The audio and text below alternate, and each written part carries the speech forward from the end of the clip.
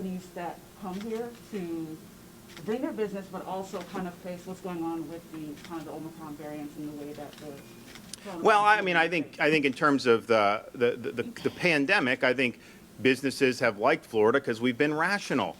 We have not tried to do heavy-handed mandates. I mean, there were some places that had production shut down, construction shut down in parts of this country. We never did. We had construction. People were building homes. They were doing all that stuff. And so I think that that's something that they very much appreciate. Obviously, we have a better tax and business climate than many of those other places. But I can tell you that when companies come and discuss different things, and we're talking with a number of companies that would bring in additional manufacturing, not necessarily this chip, but other good stuff. And, you know, there's certain tax, all this stuff that's available. Other states do that too. But I think where we have really opened eyes for folks is when we go through, since I became governor, what have we done for workforce education and how really flexible our state college system has been.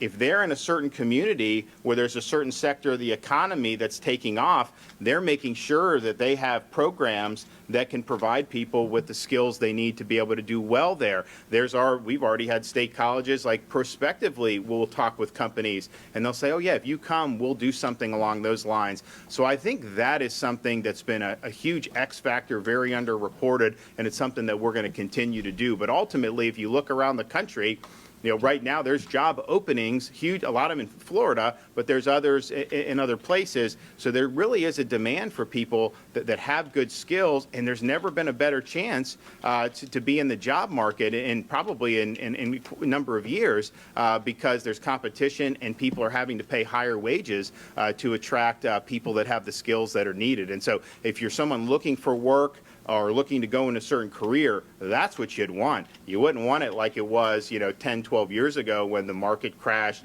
and people had trouble finding work at all. So we have an opportunity, I think, to really capitalize on that, both in terms of the business footprint, the manufacturing footprint, but also the opportunities for individual Floridians to do well.